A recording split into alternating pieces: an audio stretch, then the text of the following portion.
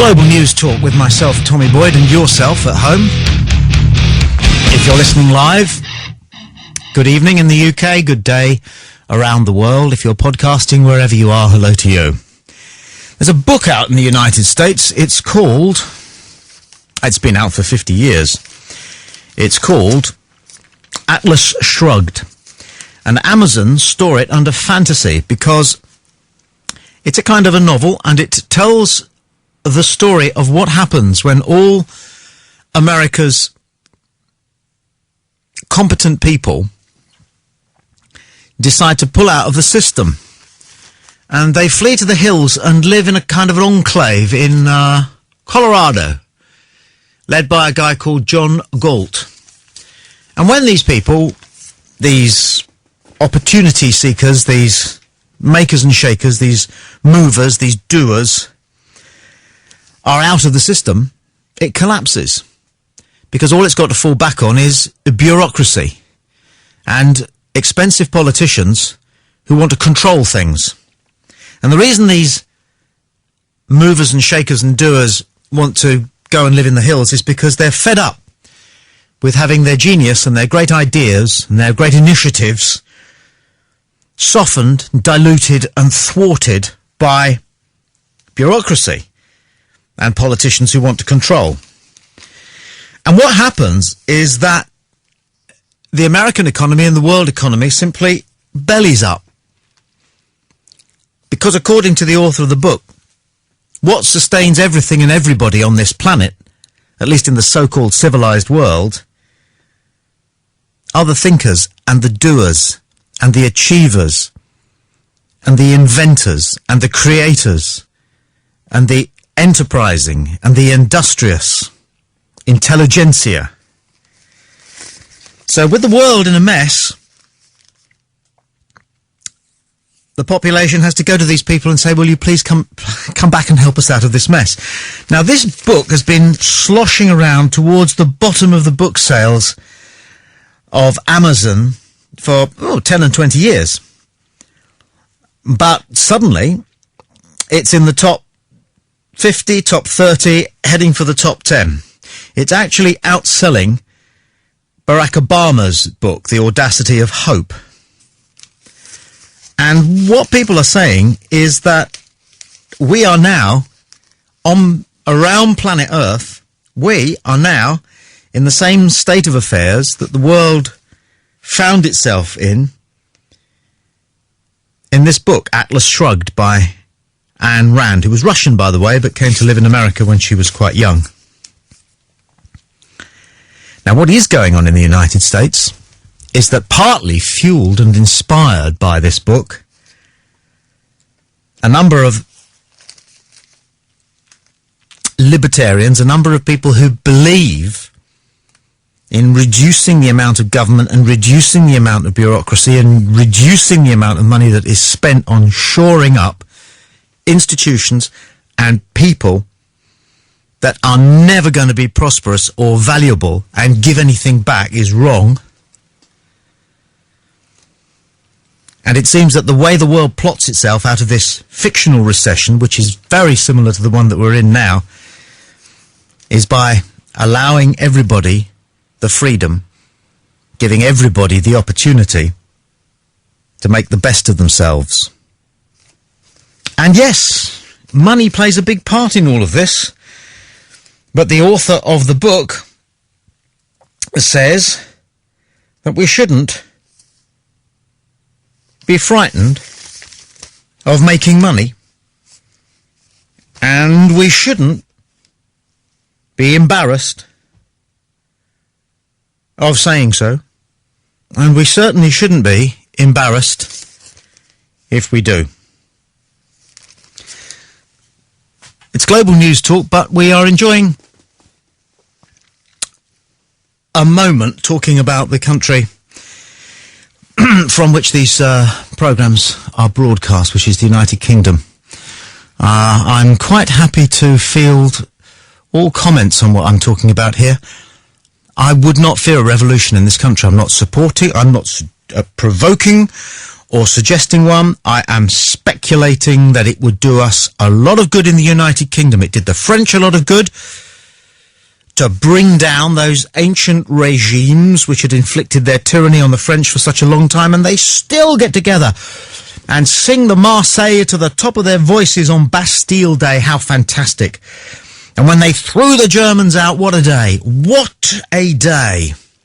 Every country on earth has recently had either a revolution or the joy of throwing out an invading army, except the United Kingdom. And we are suffocating to the smell of mothballs in the United Kingdom. We're going from Blair to Brown to probably to Cameron. And are the Liberal Democrats, our minuscule third party, offering anything other than the Blair-Brown-Cameron recipe? They're not. The best they can say is, give us a chance. Give us a go. It's our turn. God. We need some new ideas. We need the wind of change. We need something to put a spring in our step and make us look forward to the news again when it comes on. Jim T says, you're talking trash. You're talking trash, Tommy, from UK Jim. Powerful argument, richly expressed, Jim. I have no idea what you might be talking about, fella, because you're not talking about anything. You need to do better than that. And this from Sam T, who says, this show is the worst radio in the world. Crap like a bad DJ talking at 1 a.m, 1 out of 5 stars, stupid, brain-dead, boring people who are a tomato clone. See, good listener, that's what you're up against. People with no ideas. Mediocrity. Mediocre people spouting thin, short, brief, mediocre ideas. People who've never read a book, people who've never had a dream, people who've never climbed a mountain, people who've never knocked a policeman's helmet off, people who've never woken up and wonder whose sofa this is that they're sleeping on, people who've never snuck upstairs upon waking up on somebody's sofa without knowing whose the sofa is and checked out the bathroom cabinet to see if there's any Valium before discovering that there isn't, so with their hangover intact, they sneak out into the street and discover that they're in Twickenham. People who've never done that. People who are not alive. People who like zombie films without realising that it's about them. The living dead. People who are not existing. People who are wandering with a vacant expression around shopping malls. Whoever was the genius who created the zombie monster, Sam T, and what's your name? Jim. They're talking about you. The undead. 10:30 is the time in the UK. Good evening. I'm sorry, I haven't lost it. But I believe, I care about this. I hate the pursuit of ordinariness. I can't see the point. I'll drink a glass of water, yes, but only to clear my palate for what's coming. Do you not feel the same, good listener? We're not just looking for the excitement of a revolution. We're just looking for a chance to fling our arms wide without having them pushed back down to our sides by bureaucracy and by government institutions. There's a new phrase doing the rounds. It's called the race to the bottom. Gordon told the House when he spoke to the Americans. Protectionism, he said, is the race to the bottom. Well, we haven't been racing to the bottom in this country for the last couple of 100 years. We've been sort of strolling aimlessly to the bottom. And if it's any kind of a race, I think we're in the lead. But that's just the United Kingdom. We're also talking about what's going on around planet Earth, and there's a fantastic animal story coming out of a Swedish zoo. Really interesting, which I'll get to in just a second. This from Connor Anderson, who has emailed on the BNP. We talk about the BNP, a British nationalist party, on Play Talk UK quite a lot, partly because one of our pundits is a man called Simon Darby, who is the deputy leader of the BNP. So this is what Connor has to say. In a depression triggered by raw greed and unhinged deregulation, who should you turn to for advice? I would say the last person, the very last on earth, would be Ayn Rand. This is the author of the book that I've been talking about. The philosopher, Connor goes on, he knows his stuff.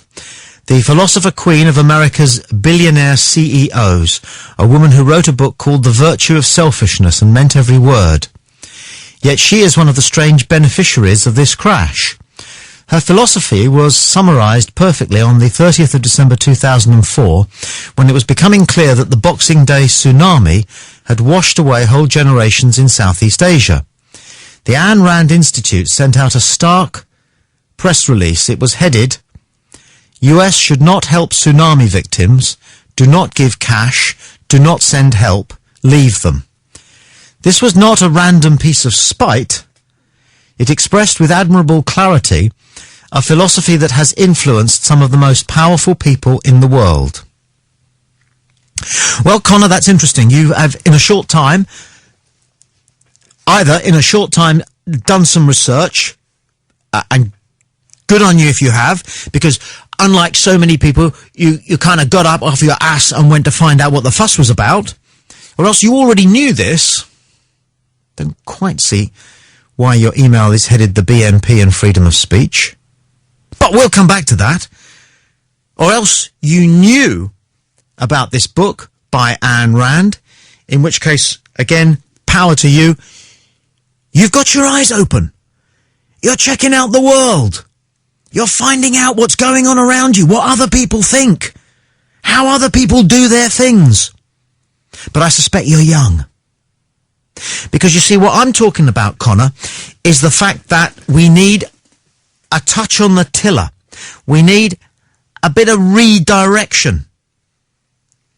Because due to the power of those who say we must care, and if you don't, you're a pariah, due to the weight of that influence, we spend too much time and money constructing organizations and institutions that are designed simply to keep the ordinary ordinary. And what we have lost, what has fallen by the wayside, what is almost non-existent in the Western world, is the absolute opportunity to express yourself, whether it is in literary terms, in journalistic terms. God knows in the United Kingdom now there's a terrible climate of fear of opening your mouth and either breaking the law or breaking some kind of complaints procedures guidelines and ending up with a £500,000 fine.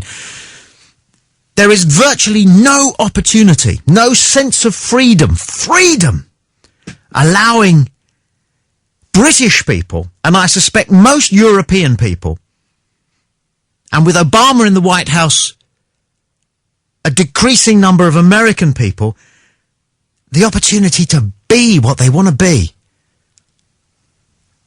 But thank you for your email. Much appreciated. Another email. This is from Wayne Parsons. He says, I am a single father of a 4-year-old son. Have you got any pointers or books that will give me a start in how to educate my son properly? Wayne, that's an interesting email. And I like to think that I care a lot about children, always have done, because they're our future. I know, George Benson, was it? But they're vulnerable and they do need help. They need more help than they're going to get when they go to school, Wayne. The education system in the United Kingdom was effectively created in 1944 by the Education Act, which was actually pushed through government by the generals who said to Churchill, the young men who we're starting to train to fight the Nazis are not adequate. They're not educated. They don't know their left from their right, and they won't obey orders. We need an education system that's going to produce regimented young men who will march towards the enemy's guns unhesitatingly because they've been trained to utter obedience. That's what the 1944 Education Act did in the United Kingdom, and it has remained unchanged to this day. I told my sons I didn't want them to go to school, but I wasn't going to stop them. If they wanted to, that's fine. I'd be sad, but I will support them. The minute they want to leave school, they may, and we'll find another way of educating them. They both thought about leaving from time to time, but never did, for the simple reason that they fell in with a bunch of mates and they didn't want to be left behind socially, and I can understand that. But what kind of reason is that for wanting to pitch up at those prison camps which we call our secondary schools? So the first thing I get you to do, Wayne, is to think about some kind of alternative way of educating your 4-year-old. But hey, Wayne, if you're still there and listening, do you want to give me a little bit more information, maybe in another email? And if you don't mind me reading it out on the show, and our podcasters are people who like to be a little bit more thoughtful about their response to what they're listening to than some of the people who listen live. And if you keep podcasting, you may find yourself and your delightful challenge, educating a 4-year-old, bringing up a 4-year-old as a single father, might find yourself being discussed from time to time. J.E. has Skype text. Is this fresh? He says, am I the only one who can see similarities between Obama and Blair? Says J.E. He came in a blaze of glory. Things didn't get any better. Will Obama end up the same way? Yes. Of course. What's the point of living for a few decades without learning? Yes, he will. He's got a 63% support rating, Obama, satisfaction rating, Obama, at the moment, right now, this day, 70 days in, whatever it is. They're still in love with him. It's still what they call the honeymoon. But the greater people expect, the more easily and bitterly they're disappointed when you don't deliver, and he can't deliver. He can't deliver because he is broke. The country is broke. Stone broke. Leads me to the conspiracy theory which I'm becoming more and more interested in, which is just beginning to air. Forget the idea that Bush, Cheney, Ranty, was it, and Silverstein were responsible for the 9/11 attacks on the Twin Towers. How about the fact that these guys decided to completely screw things for the Democrats when they got to the White House, because it was pretty obvious from about 3 to 5 years ago that the Democrats were going to be in power in 2009, so let's leave them some serious time bombs. J.E. says, will Obama end up the same way? Absolutely. Absolutely. Connor's got back. He says, thanks for reading out my email. I was going to make a comment about the BNP and freedom of speech, but then you started talking about Ayn Rand. I have more to say about Ayn Rand, and I would like to call in about it. Do so. You can Skype in, Connor, but I suspect if you have Skype, you would already have done that. So let me remind you of our landline switchboard at Play Talk UK. The number is 01243 55 60 60. And unlike most phone-in programs, you go to air more or less straight away. You're not screened. You're not called back. You're not given the third degree about what you're going to say. There's no delay. I trust you. And if you cross the line, that's life. We try to permit absolute freedom of speech here. I mean, obviously there are limits. Freedom of speech brings with it responsibilities. We don't allow anybody to say anything that's unlawful or to incite any activity that's unlawful. We don't allow people to make to indulge in personal abuse or personal vendettas. That's about it, really. Apart from that, Bring it on. You can Skype text. It's play.radio.uk. It's a good way of contacting the programme. Probably marginally better than emails, although I'm happy to receive your email if you want to. studio@playradiouk.com. Just about to get to this extraordinary animal story from a Swedish zoo. It really is. And you know what, good listener? It's about you. It's not about other animals. It's about us. It's about people. And it's a fascinating zoo story, but we'll get to that in just a second. Townsend has emailed where we, she says, are very frustrated with the government at the moment. Oh, really? She says, I have friends who have lost their jobs, and those that have not are in fear of losing theirs. Yes, apparently, more people go to the loo at work at about 4:25 on a Friday afternoon than at any other time during the working week. And the reason it is believed for that is because when people get fired, it's usually half an hour before leaving time on the Friday. And because so many employees in offices know that, they have to have a tinkle or a number two. You know, what a world we're living in. Now, I'm going to find you this whilst I'm just got a couple more Skype texts coming in. Great thing, Skype text. I can tell when people are writing me messages because I get a little waggly pencil on the screen. Here we are. Listen to this story. Listen to this.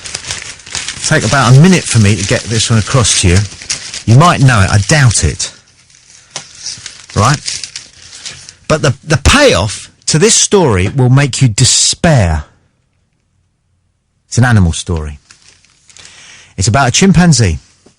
He's a big chimp as well. I've got a photograph. I thought it was a gorilla. Big, big fella. 31 years old. They've given him the name Santino. And he lives at the Furuvik Zoo in Sweden.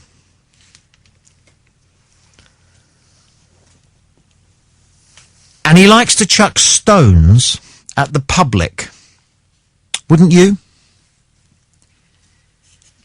Wouldn't you? Have you stood at the chimp enclosure in a bloody zoo and watched what people do? They laugh at you and go, hoo, hoo, hoo, hoo. Look at him. In 100 years' time, there won't be any zoos at all.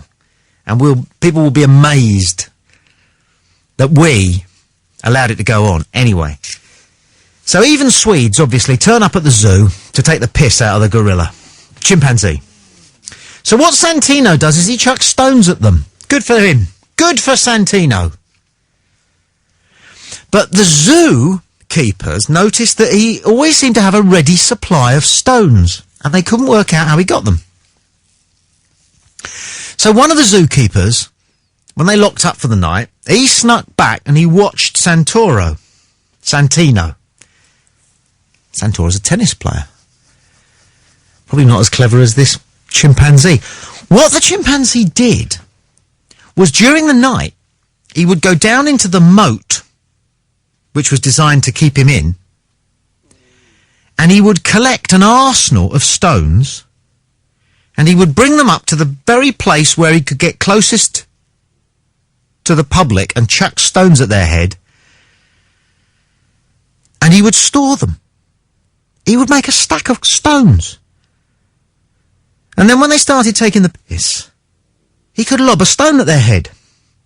And you would, wouldn't you? And I would, wouldn't we? Right. Now, so, this information gets out, and the scientists, bless them, descend on Santino with a hunger. Because the anthropologists are pointing out that this is quasi-human behaviour in that he is planning ahead. The scientists say that it is only the human who knows how to plan ahead, and that what Santino is displaying is an ability to work out something that's going to happen in the future and take contingency for it in the present. In other words, although he gets really cross with the people, and that's when he lobs the stones, when he's calm and calculated the night before, he thinks to himself, right, tomorrow they're going to be back. I'm going to need some stones. So I will go down to the moat and I will select the right ones. Apparently he couldn't always find the right size stones in the moat, so sometimes he would get onto a little bit of concrete in his enclosure, and he'd get a bigger rock, and he'd bash bits off the concrete, and then he would shape the bits so that they were the right size for lobbing at the heads of these Swedish zoo goers. So you got yourself something fascinating here, haven't you? You've got this gorilla who stands up for himself. You've got this gorilla who's been in prison presumably for 30 years for a crime he did not commit, and he's standing up for himself. But more than that, you've got a chimpanzee. Forgive me, I keep calling him a gorilla. You've got a chimpanzee who can plan and think ahead. This is practically the missing link, isn't it? So, here's the punchline. Thank you for your patience. When I tell you this, you'll want to spit.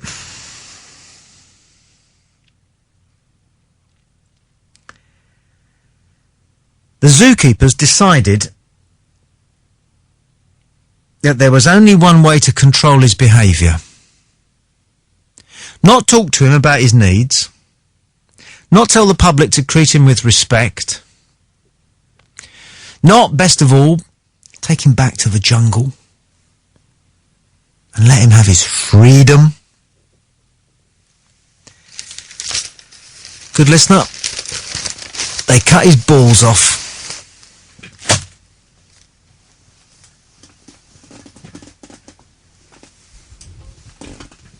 They castrated him.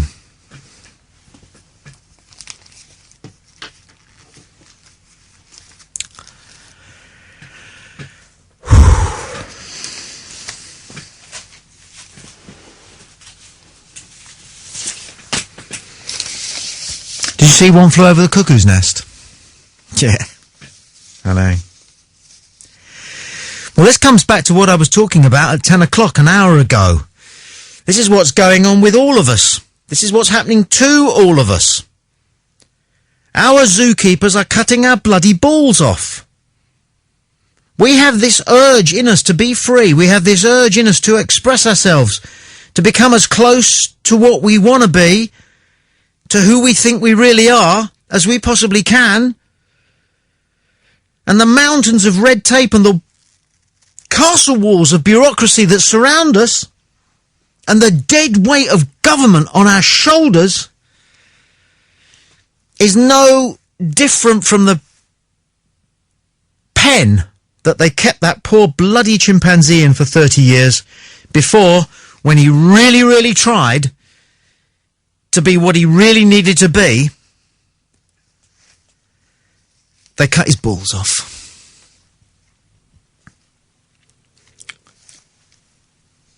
This is Global News Talk. I'm Tommy Boyd.